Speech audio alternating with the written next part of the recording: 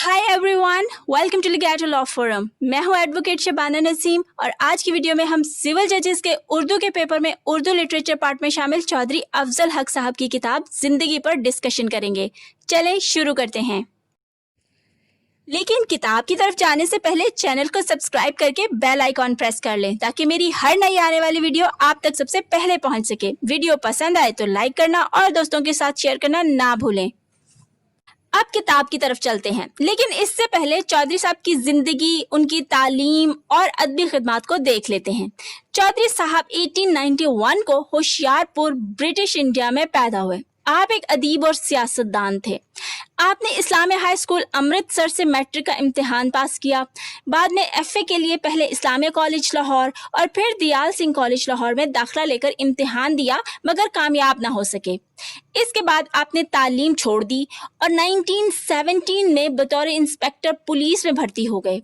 1921 में तहरीक खिलाफत के एक जलसे में अमीर शरीयत सैयद अताउल्लाह शाह बुखारी साहब की तकरीर सुनकर इस कदर मुतासिर हुए कि नौकरी छोड़ दी और तहरीक का हिस्सा बन गए। 29 दिसंबर 1929 को मजलिस एहरार इस्लाम की बुनियाद रखी। कांग्रेस की तहरीक सिविल नाफरमानी के सिलसिले में 1930 में गिरफ्तार हुए। आपको गोरखपुर जेल में रखा गया। इसी जेल में आपने जिंदगी तहरीर की। गांधी अरुण मुआहदे के नतीजे में आप 15 जनवरी 1931 को जेल से रिहा हुए। आपने कई किताबें लिखी, जिनमें जिंदगी, महबूबे खुदा, दीन इस्लाम, आज़ादी हिंद, मेरा अफसाना, जवाहिरात, पाकिस्तान और अछूत, दुनिया में दोज़ख, तहरीक एहरार, माशूका पंजाब अहम समझी जाती हैं। 8 जनवरी 1942 बरोज़ जुमेरात लाहौर में आपका इंतकाल हुआ। आप लाहौर के मियानी साहब कब्रिस्तान में मदफून हैं। अब थोड़ी सी बात किताब के दिबाचे के हवाले से कर लेते हैं, क्योंकि इसे मुसन्निफ ने खुद तहरीर किया है। इब्तदाई लाइनों में मुसन्निफ लिखते हैं कि उनकी तसनीफ जिंदगी का मकसद किसी का मुकाबला करना बिल्कुल नहीं था, बल्कि ये किताब गोरखपुर जेल में उनकी कैद तन्हाई का वाहिद मशगला थी। उनका कहना है कि उनकी किताब का माखज़ इटालियन पोइट डांटे एलिगियारी की मशहूर ज़माना किताब डिवाइन कॉमेडी नहीं है। यहाँ ये पॉइंट याद रखें कि जिस वक्त ये किताब पब्लिश हुई उस वक्त मुसन्निफ खुद जेल में थे, लिहाजा इसे दिबाचे के बगैर पब्लिश किया गया था। तहम मुकदमा किताब का हिस्सा था, जिसे लिखने वाले ने ही इस किताब के बारे में लिखा है कि ज़िंदगी का अंदाज डांटे की डिवाइन कॉमेडी से माखूज लगता है। लेकिन मुसन्निफ खुद इस बात से इत्तफाक नहीं करते। उनका कहना है कि उनकी किताब का मौजू कोई अछूता ख्याल नहीं, बल्कि रिवायती मजहबी असूलों पर मबनी है। लेकिन अगर आप वाक़यतन डांटे की डिवाइन कॉमेडी और ख़ास तौर पर उसका पहला हिस्सा इन्फर्नो, जिसका मतलब जहन्नम है, और तीसरा हिस्सा पैराडाइजो यानी जन्नत पढ़ चुके हैं, तो आपको बखूबी अंदाज़ा हो जाएगा कि दोनों कुतुब का अंदाज़े भी बड़ी हद तक एक जैसा ही है। अगरचे वो किताब यूरोप में मिडल एजेस में लिखी गई थी और जब हिंदुस्तान में चौधरी साहब जिंदगी तहरीर कर रहे थे, उस वक़्त यूरोप में मॉडर्निज्म का दौर आ चुका था। एनीहाउ, अब किताब के कंटेंट्स पर एक नजर डाल लेते हैं। देखें, इस किताब में टोटल 4 चैप्टर्स हैं, जिन्हें ऑथर ने आगे सब कैटेगराइज किया है। पहला चैप्टर 6 हिस्सों पर मुश्तमिल है, जिनके टाइटल ये हैं। फर्स्ट, मुअम्माए आफरीनिश। ये टाइटल कुछ मुश्किल सा है, सो इसे समझने के लिए बता दूं कि इंग्लिश में इसका मतलब बनता है मिस्ट्री ऑफ क्रिएशन। उम्मीद है अब आपको इसका मतलब समझ में आ गया होगा। सेकेंड, तरगीब गुनाह। थर्ड, गुनाह। फोर्थ, जमीर की मलामत। फिफ्थ, इसरत की राह। सिक्स्थ और लास्ट है राह निजात। अब जरा जिंदगी के पहले चैप्टर के पहले पार्ट को देख लेते हैं। लेकिन ये बता दूं कि मैं किताब की कहानी को जरा इनफॉर्मल अंदाज में बयान करूंगी, और ऐसा करने का मकसद सिर्फ ये है कि आपको इसका हर पॉइंट ज़हन नशीन हो जाए और पेपर में जवाब लिखते वक्त कुछ भी मिस ना हो। जैसे कि मैं पहले भी बता चुकी हूँ कि पहले हिस्से का टाइटल है मुअम्माए आफरीनिश। इस हिस्से में मुसन्निफ बड़े ही अफसानवी अंदाज में कहानी के हीरो की रोमांटिक लव स्टोरी बयान करते नजर आते हैं। याद रखें, इस कहानी में हीरो और हीरोइन का कोई नाम नहीं है, लेकिन हीरो हीरोइन को मलकाए हुस्न, हुस्न की देवी, दिलाराम और तोती शकरेज जैसे अलकाबात देता है। हीरो शवाल की पहाड़ियों पर फितरत के हसीन नज़ारों से भरी वादी में मौजूद है, जहां उसे उसी हसीन वादी में रुबाब बजाकर हमद गाने वाली एक हसीना से इश्क हो जाता है और फिर वो उसी के ख्याल में डूबा रहता है। इसके बाद दोनों में अहदो पैमान होते हैं और फाइनली जोड़ा शादी के बंधन में बंध जाता है।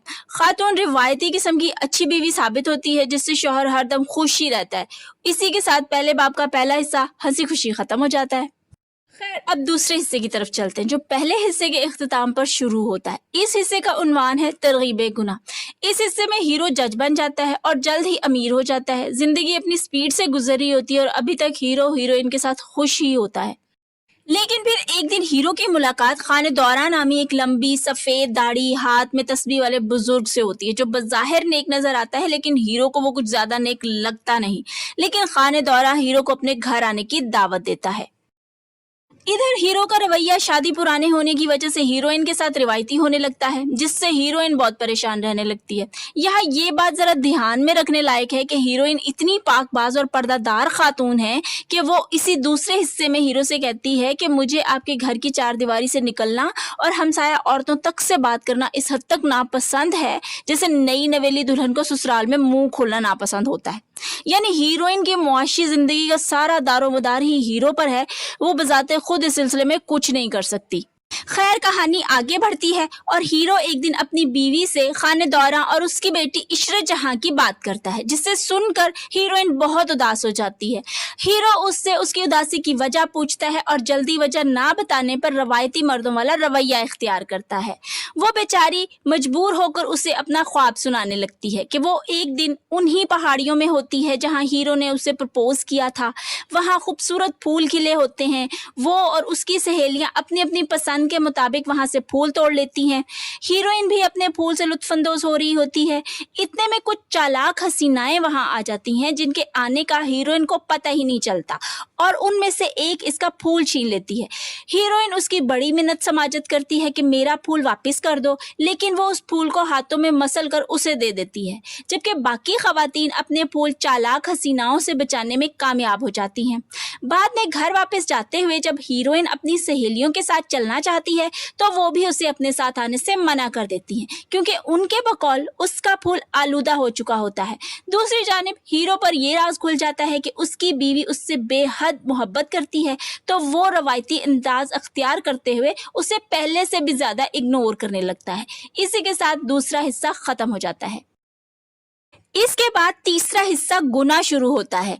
इस हिस्से में हीरो उस बूढ़े आदमी खाने दौरा के घर पहुंच जाता है और उसकी हसीन बेटी इशरत जहां से मिलता है।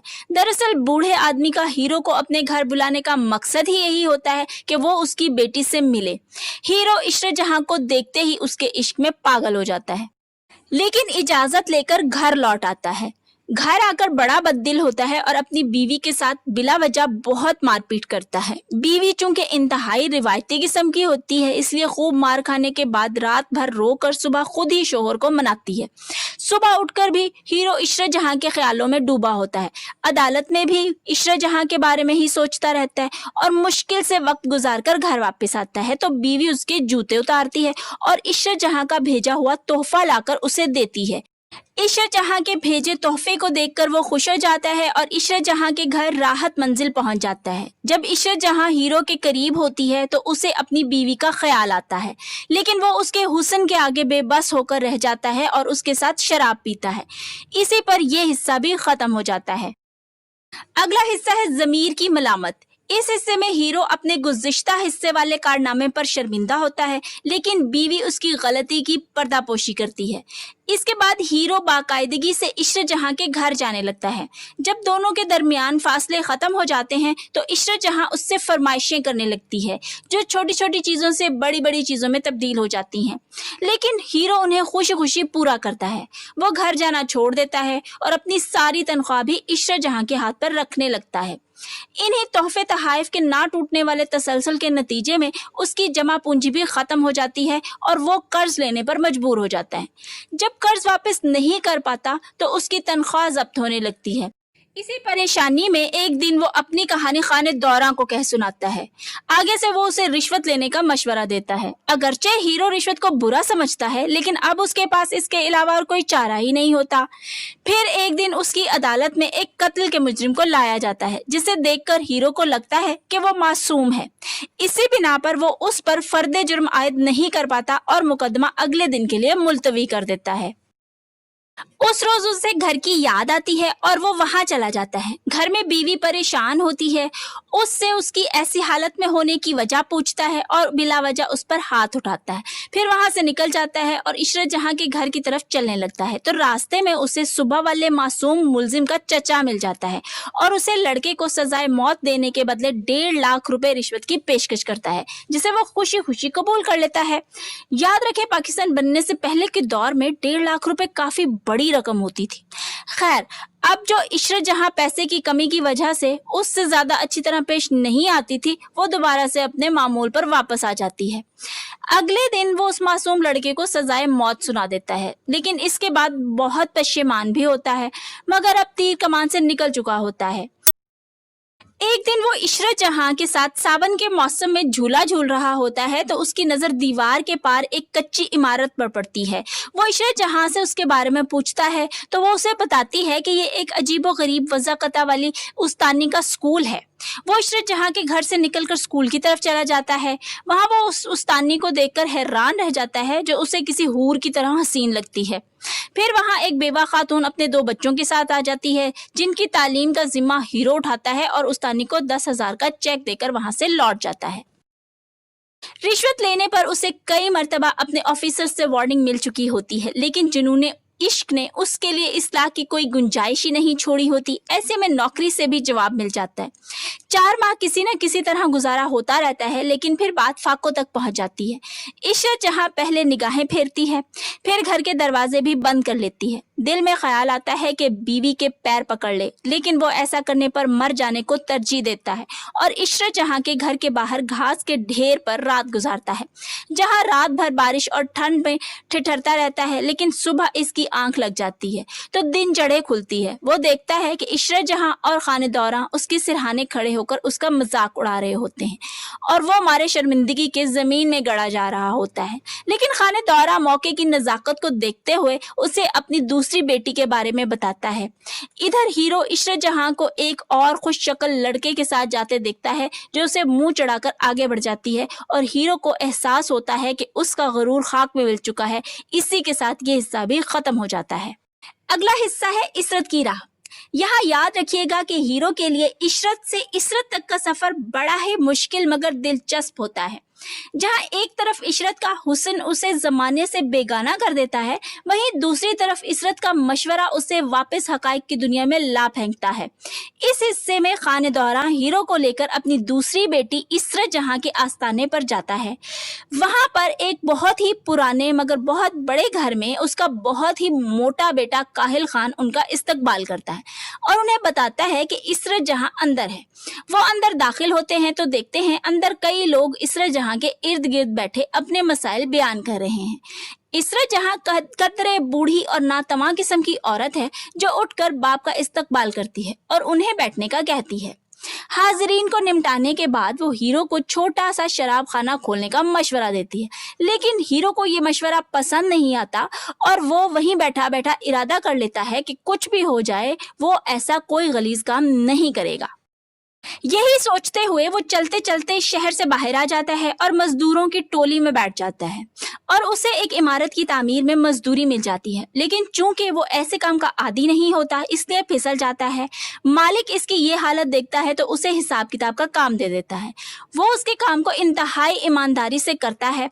मालिक खुश होकर इमारत की तामीर की देख रेख का सारा काम उसके सपोर्ट कर देता है और उसकी तनख्वाह भी बढ़ा देता है। वो इस पैसे में से खाता कम और बचाता ज्यादा है और हर महीने एक माकूल रकम अपने घर अपनी बीवी को भेजने लगता है। फिर एक दिन वो अपने घर जाने का इरादा करता है तो वो बसंत का दिन होता है। लोग खुशियां मना रहे होते हैं पर वो किसी मुजरिम की तरह घर की तरफ जाता है। घर पहुंचता है तो बीवी उसे सर आंखों पर बिठाती है, उसकी बलाएं लेती है और उससे माजी के बारे में कोई सवाल नहीं करती बल्कि उसकी खातिर मदारत में लग जाती है। इसी के साथ ही ये हिस्सा भी खत्म हो जाता है। अब पहले बाब के आखिरी हिस्से राह निजात का आगाज होता है। हीरो फिर से घर के ऐशो आराम का लुत्फ उठाने लगता है। इशरत जहां की याद पर उसका दिल परेशान हो जाता है। कभी कभार अगर उसे उस बेगुनाह फांसी चढ़ने वाले नौजवान का ख्याल आता है तो उसे एहसास गुनाह जकड़ लेता है। इसका नतीजा ये निकलता है कि हीरो खुदा से लौ लगाने की ठान लेता है और हर वक्त तस्बीह और मुसल्ले के साथ वक्त गुजारने लगता है।